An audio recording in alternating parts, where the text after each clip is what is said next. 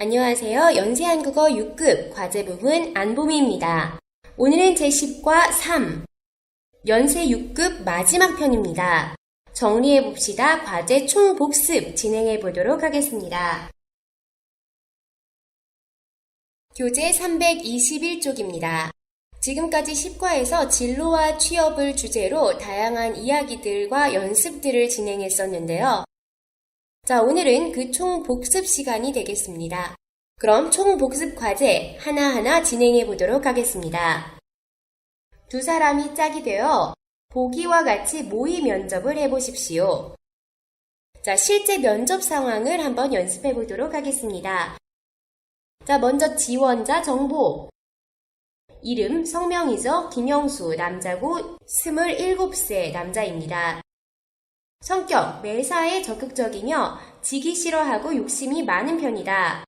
자, 앞에 있는 매사에 적극적이며 지기 싫어한다. 승부욕이 있다 이거죠. 자, 이 부분은 장점이고 욕심이 많은 편이다. 이 부분은 단점이 되겠죠.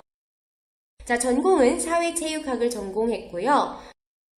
포부는 한국 스포츠 팬들이 스포츠를 보다 바르고 다양하게 즐길 수 있도록 정보를 제공하는 기사를 쓰고 싶다입니다.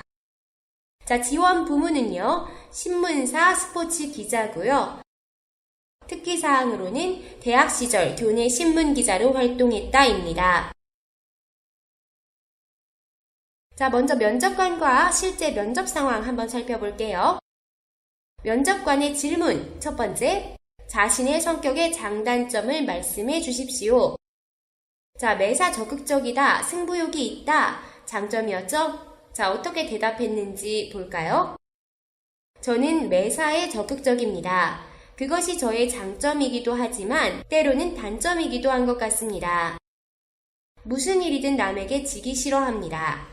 어차피 해야 할 일이라면 남보다 앞장서서 남보다 잘해내고 싶다는 욕심 때문에 적극적이다 못해 지나칠 때도 있는 게 아닌가 하고 스스로 반성하기도 합니다.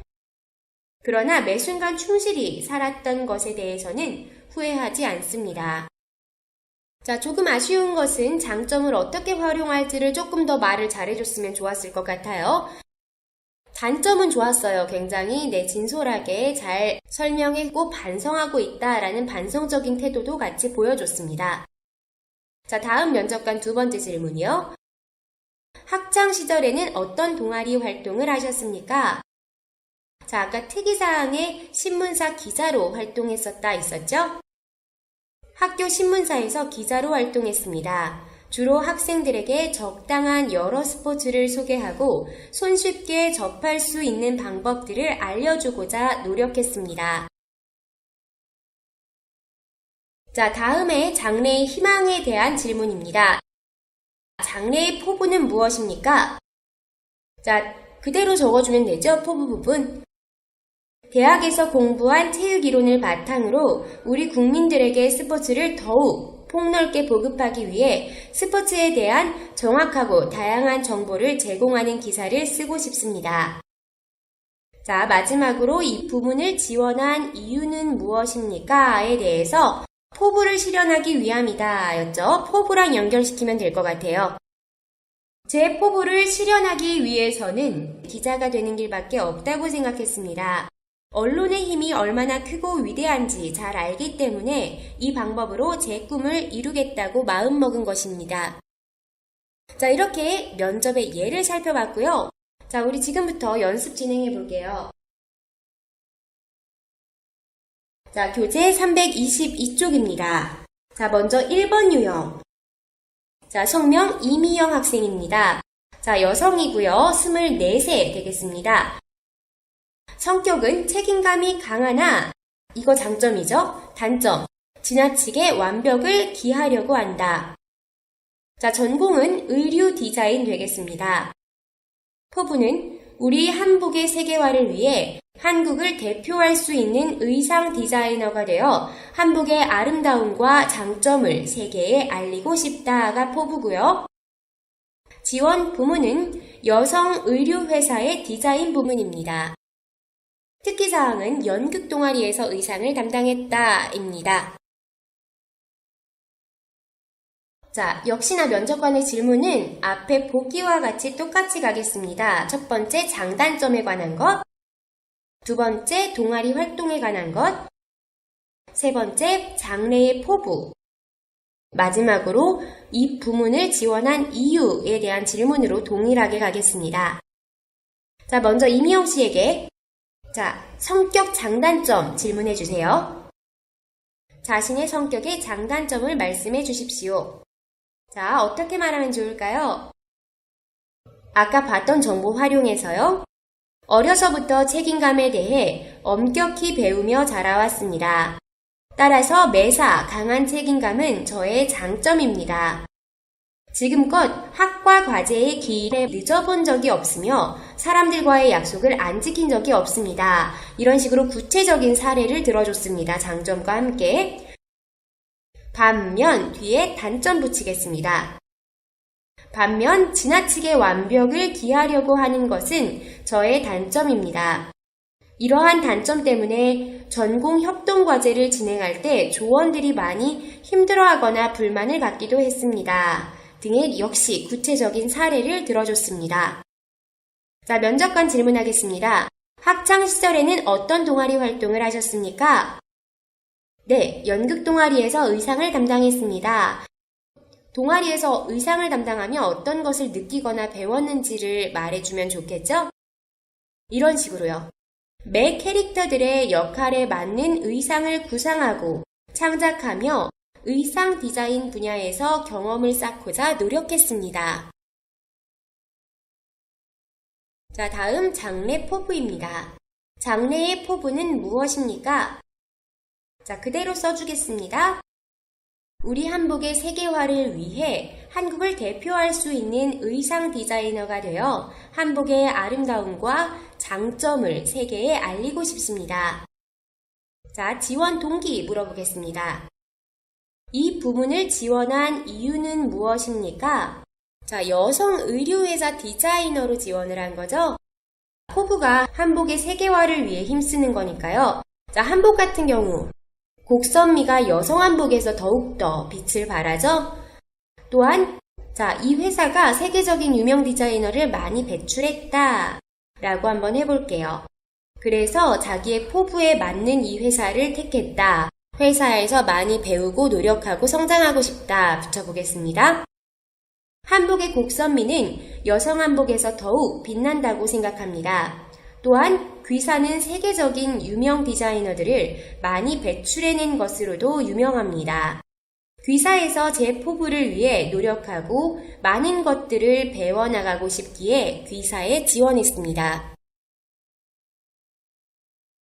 자, 다음 두 번째 유형으로 연습해 보겠습니다.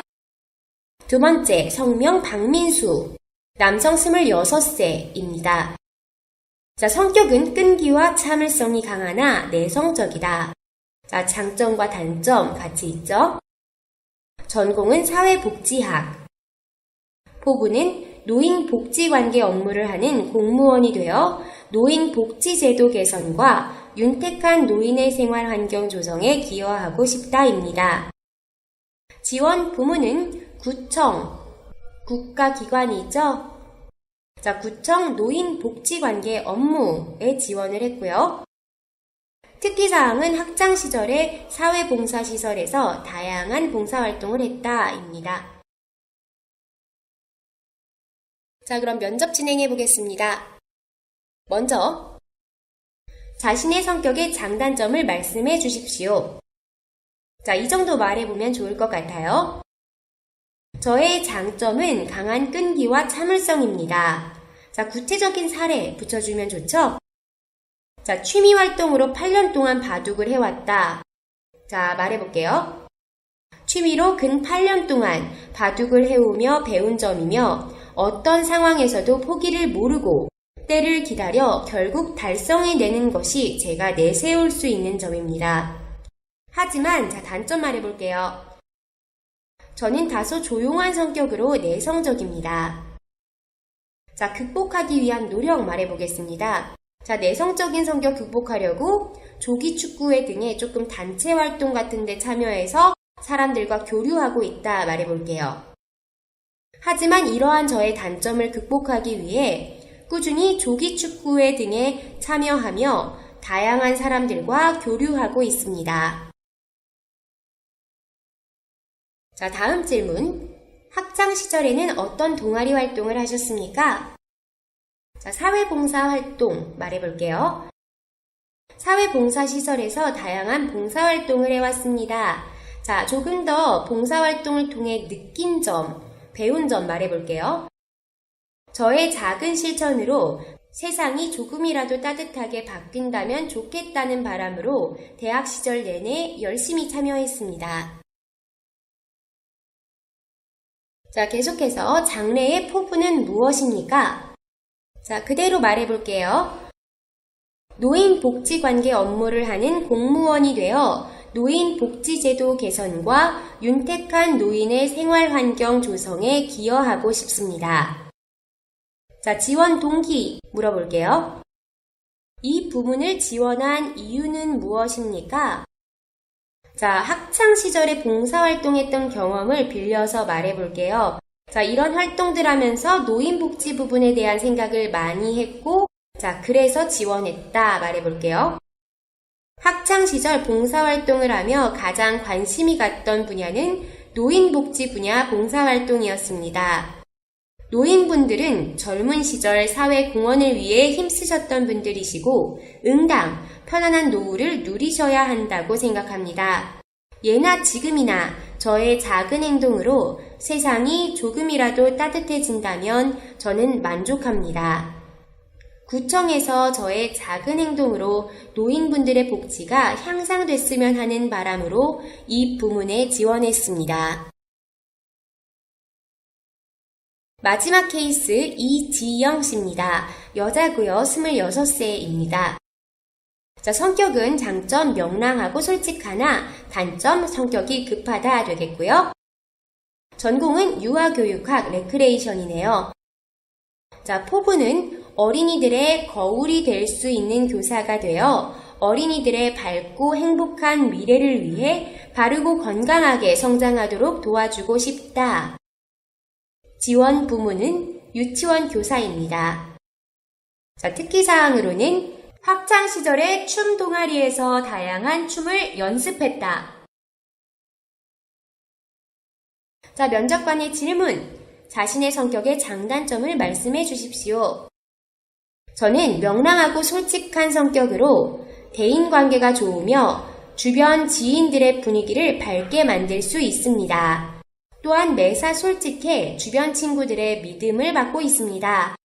구체적으로 이 성격이 생활 환경에 어떻게 도움이 되는지를 연결시켜 봤고요. 반면 저는 매사 급한 성격으로 덜렁대는 면이 있어 신중할 필요가 있습니다. 라고 반성해 봤습니다. 자, 면접관. 학창 시절에는 어떤 동아리 활동을 하셨습니까? 학창 시절에 춤 동아리에서 다양한 춤을 연습했습니다. 이 경험이 앞으로 어떻게 도움이 될지를 연결시켜 볼게요. 따라서 이러한 경험이 아동 율동을 창작하는 데 도움을 주지 않을까 싶습니다. 네, 유치원 교사 지원하고 있으니까 자, 이렇게 도움이 될 것 같다 라고 연결시켜주면 좋을 것 같고요. 자, 계속해서 장래의 포부는 무엇입니까? 그대로 말해줄게요. 어린이들의 거울이 될 수 있는 교사가 되어 어린이들의 밝고 행복한 미래를 위해 바르고 건강하게 성장하도록 도와주고 싶습니다. 자, 이 부문을 지원한 이유는 무엇입니까?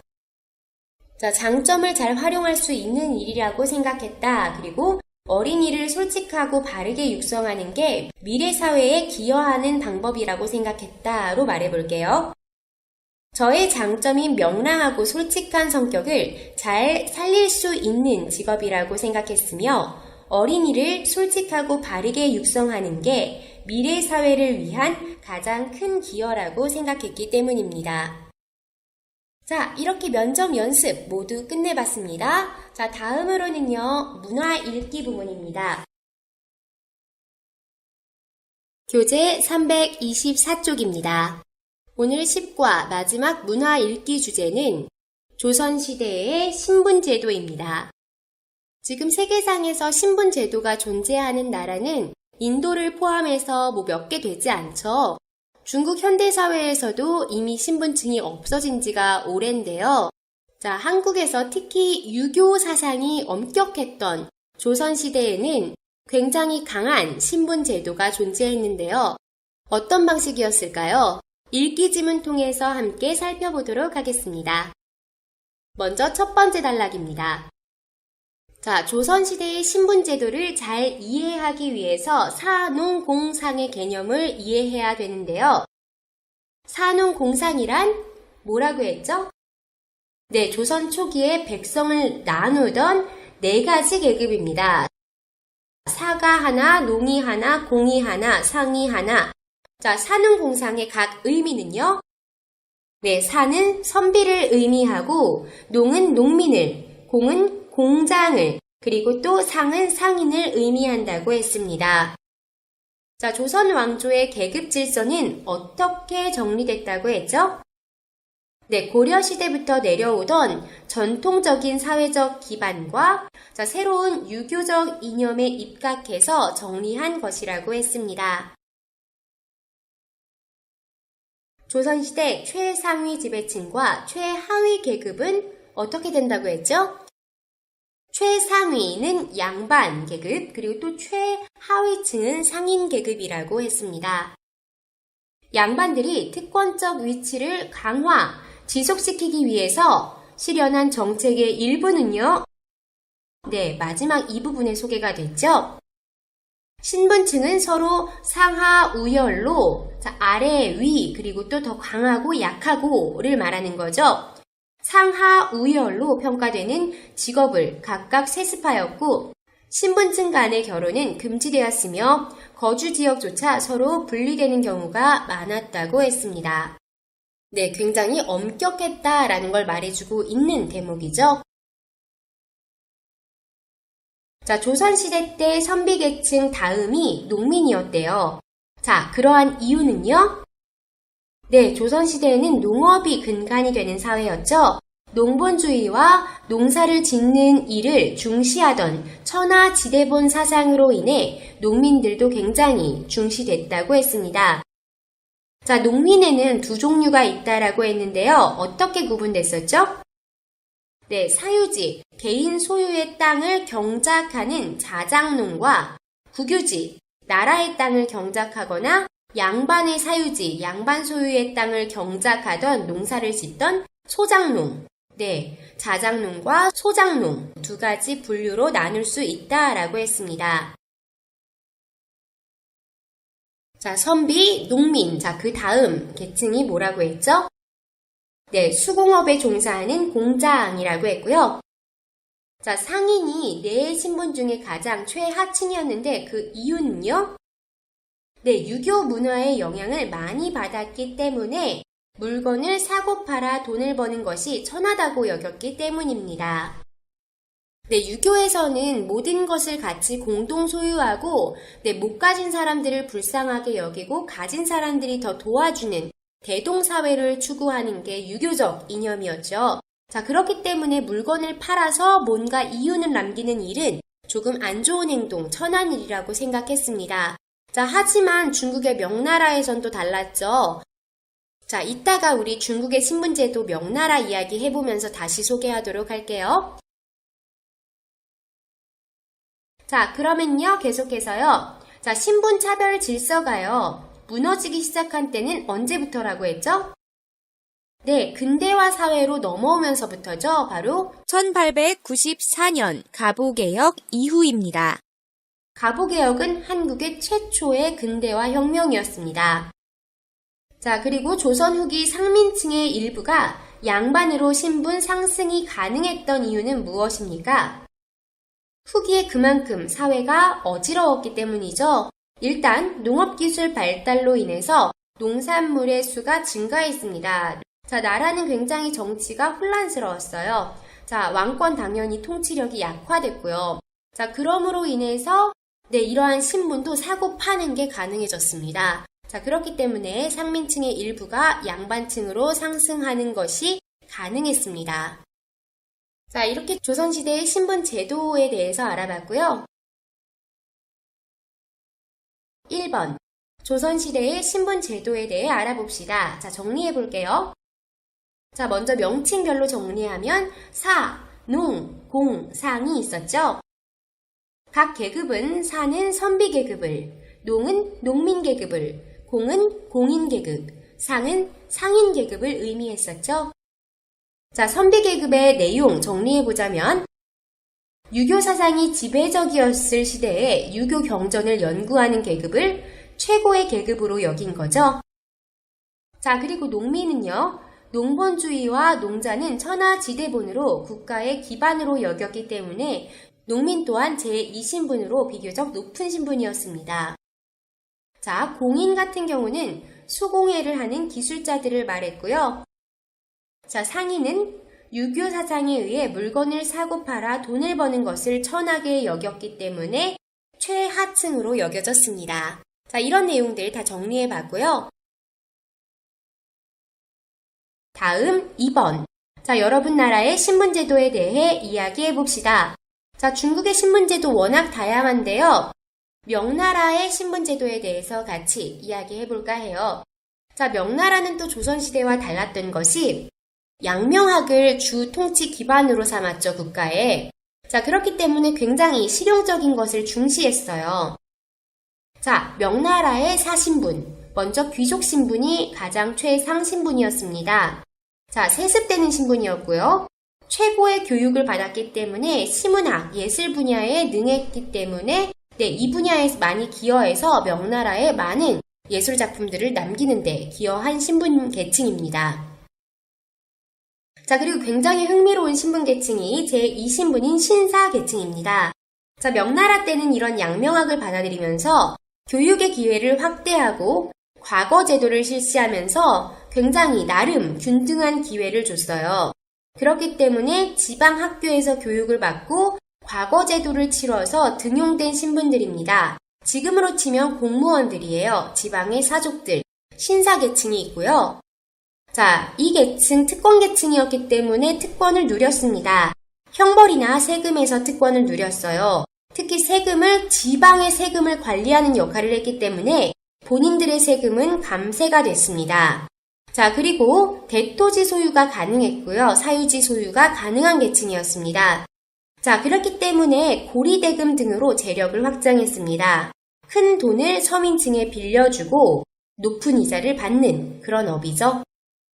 자, 그리고 서민계층. 자, 중국에서요, 이 명나라 시대의 사농 공상은 전 서민계층을 어우르는 개념이라고 합니다. 사는 공부를 하는 사람, 농은 농민, 자, 공은 공인, 상은 상인인데 조선시대의 상인보다는 더 좋은 대우를 받았다고 해요. 양명학이 지배하는 시대였으니까요. 자, 그리고 천민은 최하층으로 지배층에 복속되는 계층이었습니다. 역시 세습 신분이었고요. 엄마 아빠가 노비면은 내 자식도 노비여야 하는, 천민이어야 하는 세습 신분이었습니다. 자, 먼저 명나라의 전반적 계급 제도를 설명해 보겠습니다. 명나라에서는 신분 계급이 귀족, 신사, 서민, 천민의 4계급으로 나뉘어졌습니다. 명나라는 양명학을 통치 기초 사상으로 실용성을 강조한 나라로 교육의 기회도 확대되어 신분 구조에 있어서도 비교적 다른 왕조에 비해 개방성을 가졌었습니다. 자, 먼저 귀족 계층 소개하겠습니다. 먼저 귀족은 최상위 지배층이었으며 왕족 및 세습 귀족들로 구성되었습니다. 교육제도에서부터 최고의 교육기관인 종학에서 혜택을 받을 수 있었으며 이로 인해 시, 문학, 예술 분야 등에 능해 명나라의 예술 발전에 기여한 계층입니다. 자, 다음 신사 계층입니다. 또한 신사는 명나라의 그 다음 지배계층이었으며 그만큼 혜택을 많이 누렸던 계층입니다. 국자감, 지방학교 등의 학교 확대와 과거제도 등으로 활발하게 정계와 행정계에 진출했던 신분층으로 형벌, 세금 감면 등에서 특권을 누렸고 대토지 소유가 가능했으며 서민들을 대상으로 고리대금업 등에 종사해 부를 축적했습니다. 다음 서민계층입니다. 중국에서는 서민층을 이르는 개념으로 사농공상을 사용했으며 역시 서민층 중에서는 농민을 최고 중요하게 여겼습니다. 명나라는 실용적인 양명학을 중시하고 있었기에 상인을 가장 아래 두었지만 가장 낮은 신분의 개념은 아니었으며 명나라에서 오히려 상업이 굉장히 활성화되었고 상업에 많은 혜택 또한 주어졌습니다. 마지막 천민입니다. 천민은 신분 계급 중 최하층으로 역시 귀족처럼 세습되었습니다. 천민은 노동력에 대한 정당한 급여가 없었던 계층으로 역시 서민들과는 분리된 삶을 살거나 지배층의 재산의 일부로 여겨졌던 계층입니다. 네, 이렇게 마지막 신분제도 함께 살펴보면서요. 10과의 모든 내용들까지 마무리됐습니다. 자, 연세 6급 모두 마무리됐는데요. 굉장히 다양한 주제로 같이 이야기 나눠봤어요. 자, 어떠셨나요? 자, 여러분 자신있게 한국 친구들과 또는 한국 같이 직장 생활하는 동료분들과 다양한 주제로 자신있게 이야기해 나가는 후장 연세 6급 한국어 친구들 되기 바랍니다. 자, 10과 동안 꾸준히 공부하시느라 굉장히 수고 많으셨고요. 앞으로 여러분들 한국어로 인해서 더 많은 기회들 또 더 많은 풍부한 생활들 누려가시기 바랍니다. 자, 지금까지 안봄이었습니다. 수고 많으셨어요, 여러분. 안녕히 계세요. 다음 기회에 또 찾아뵙겠습니다.